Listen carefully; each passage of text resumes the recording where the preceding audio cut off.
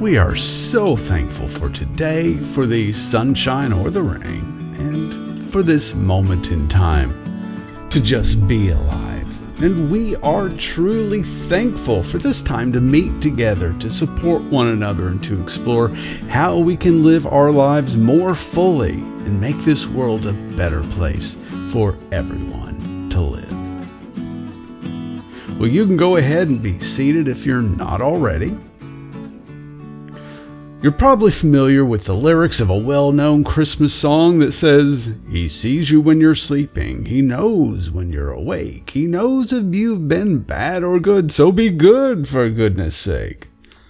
Now, of course, we know this is probably not implying that the reason children should be good is for the sake of goodness itself, but rather because if you're naughty, Santa might not bring you any presents except maybe a lump of coal. Now, don't worry, our topic today is not about Saint Nick, and since this is July, it's not about Christmas. And since this is just a long-winded introduction to the message title, you can go back in time and then jump forward in time over the last 2 paragraphs if you wish. And I won't be offended, and I probably won't even know you did it.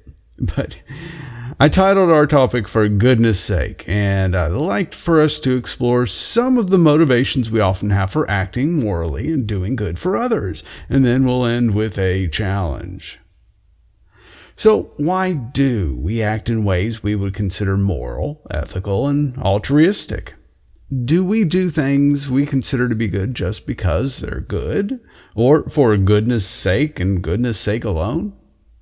That would explain why some people are basically moral and benevolent while others disregard the needs and desires of others and seek to please themselves regardless of the cost to those their actions might hurt. But this raises more questions than answers. Why do some people do good because it's good while others do not, if that's the case? Now, some would say it's because of their religious beliefs. The Bible says, for example, "Thou shalt not kill," and that's the reason we don't go around killing people. Well, I hope that's not why you don't spend your free time trying to find places to hide the bodies. After all, millions have been murdered because of the Bible's numerous exceptions to the no-kill directive. There's a Christian group today you've probably heard of who are pushing for the death penalty for homosexuals. And while some argue that the New Testament somehow makes once moral laws from the Bible's God immoral today, that's not the point of this example.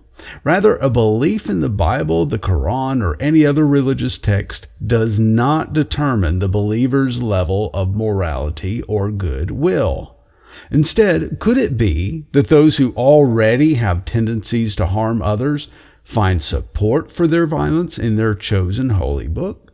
And could it be that they gravitate toward religions, denominations, or other groups who share their interpretations and tendencies?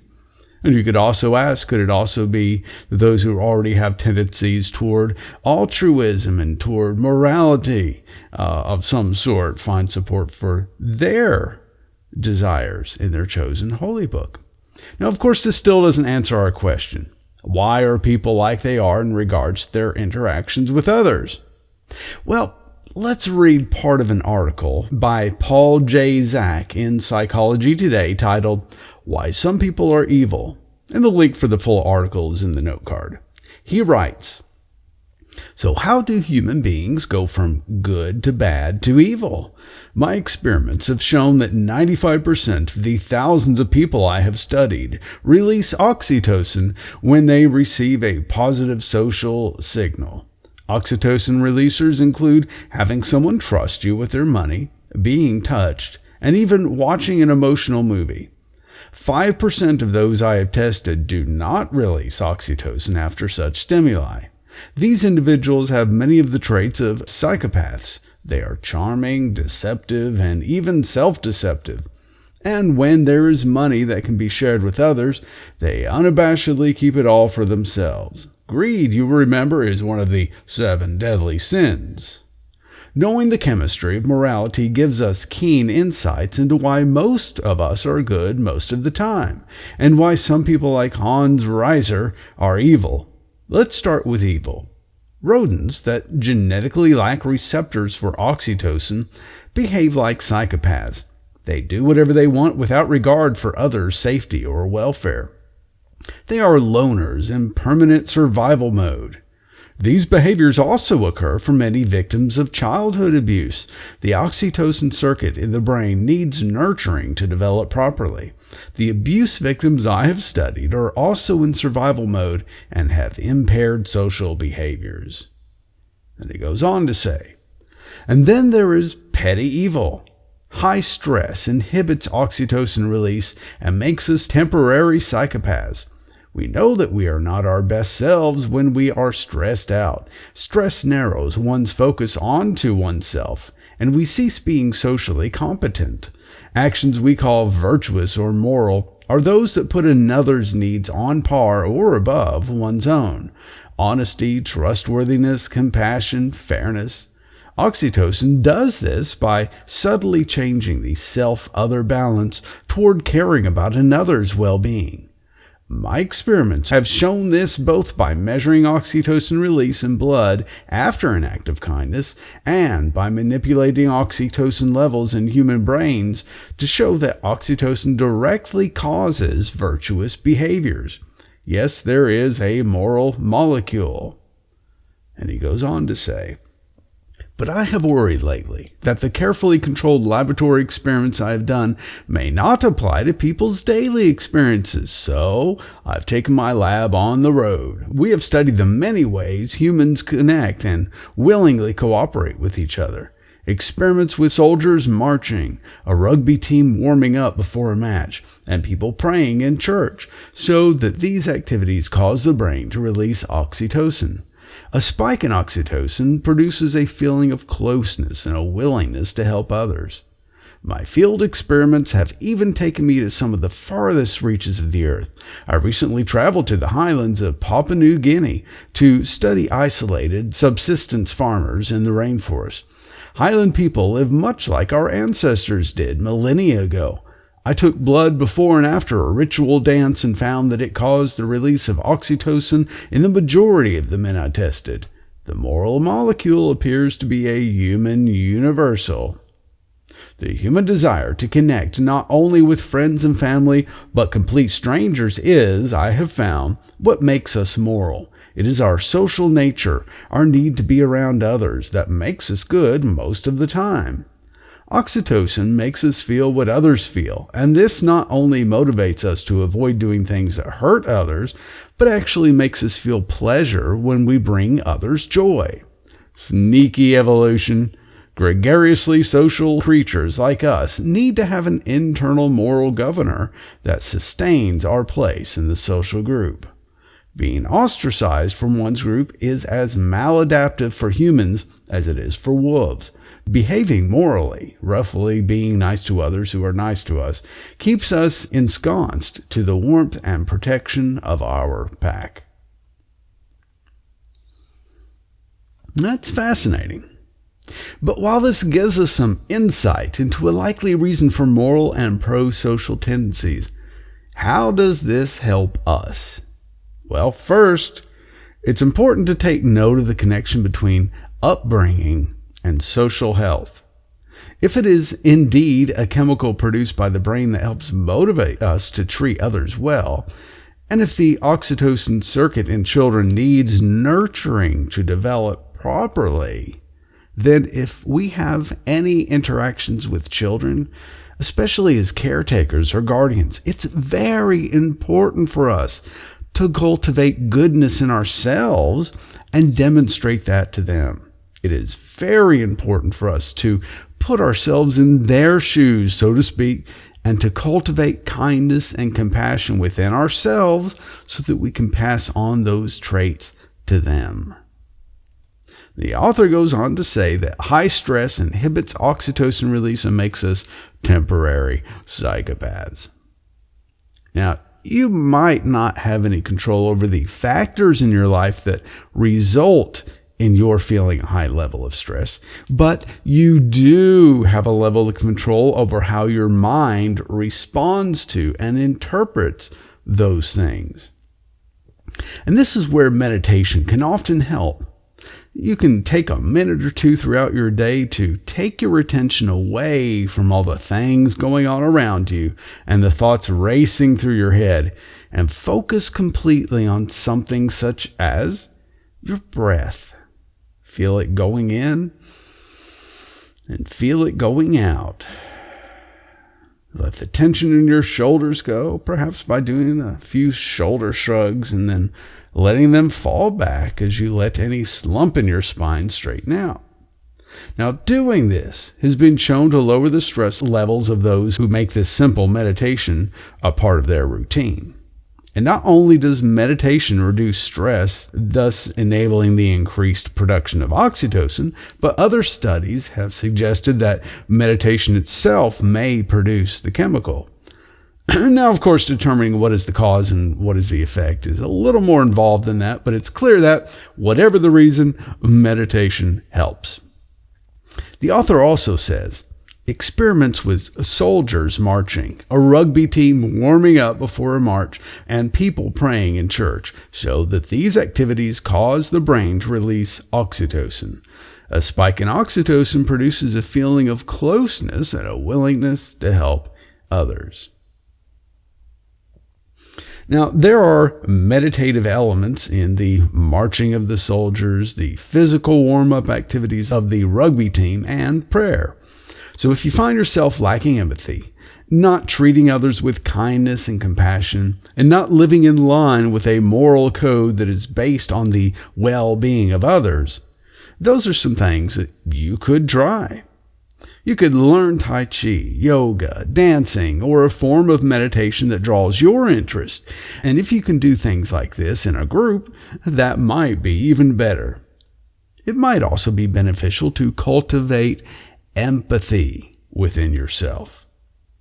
From the article 6 Habits of Highly Empathic People on the Berkeley website, we read the following. Empathy is the ability to step into the shoes of another person, aiming to understand their feelings and perspectives, and to use that understanding to guide our actions. That makes it different from kindness or pity. And don't confuse it with the golden rule. As George Bernard Shaw pointed out, do not do unto others as you would have them do unto you. They might have different tastes.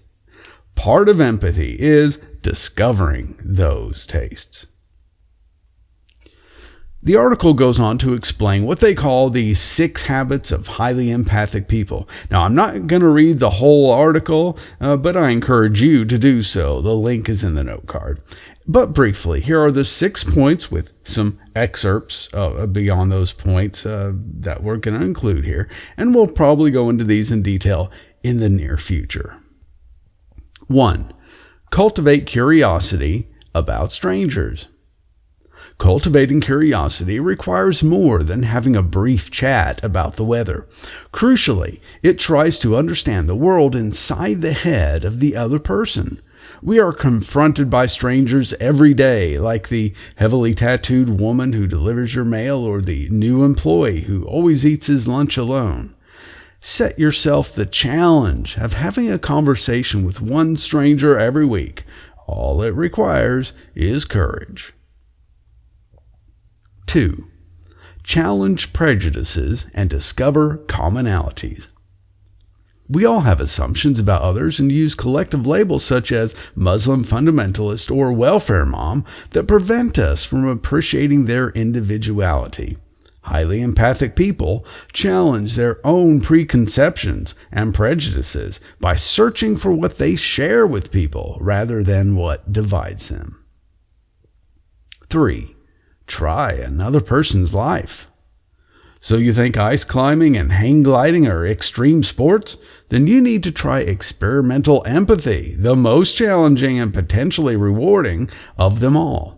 Highly empathic people expand their empathy by gaining direct experience of other people's lives, putting into practice the Native American proverb, walk a mile in another man's moccasins before you criticize him.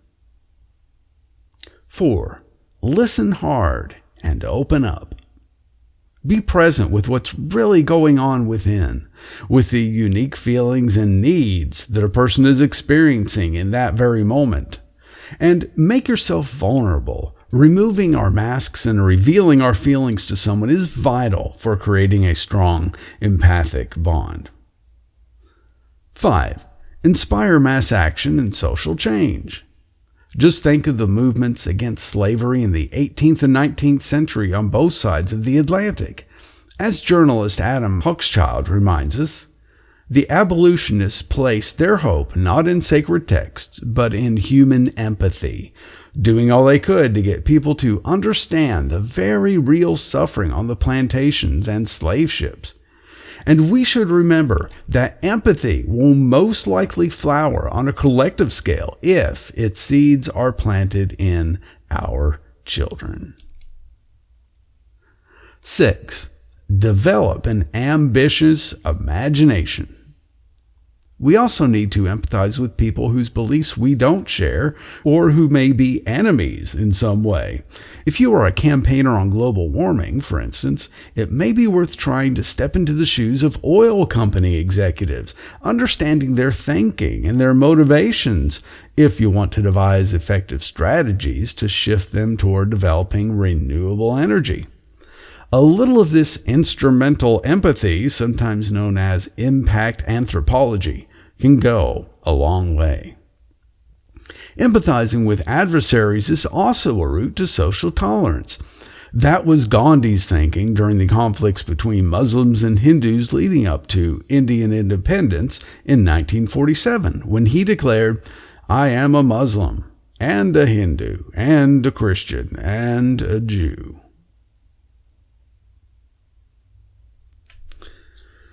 Well, I hope you've heard something today that you can use, and we'll talk about this topic in more depth, so just stay tuned. Now, I realize that we never really implicitly talked about the concept of today's message title, for goodness sake, and whether we do things for others with absolutely no personal benefit. I had intended to point out the ways in which helping others rewards us with feelings of completeness, deep satisfaction, and, well, a release of the pleasure-causing oxytocin. And, well, I guess we did touch on that. But when we help others without seeking a reward, we are rewarded in wonderful ways. And in that way, we train ourselves to help even more. So go and do something good for someone today.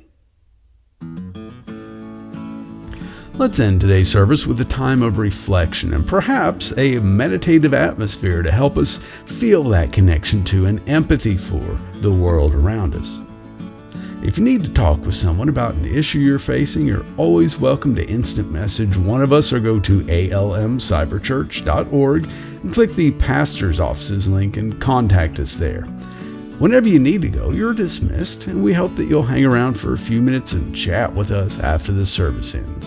But for now, let's spend some time letting what we talked about sink in.